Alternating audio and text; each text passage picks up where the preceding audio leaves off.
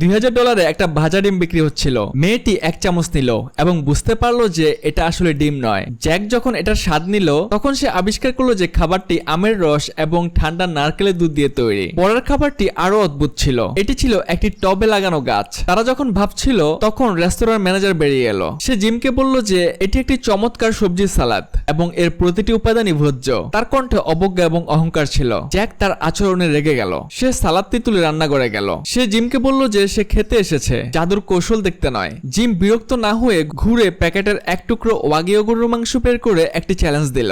Jack তাকে আসল খাবার দেখানোর সিদ্ধান্ত নিল।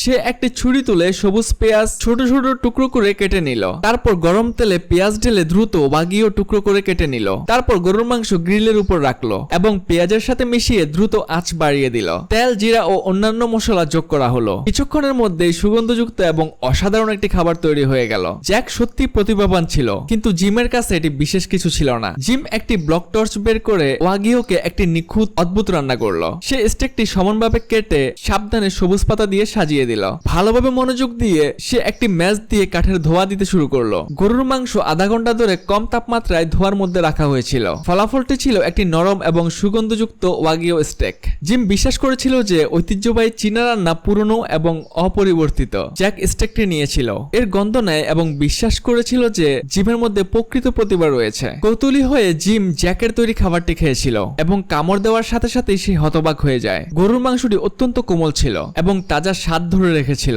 তখনই সে বুঝতে পারে যে সে ঐতিহ্যবাহী চীনা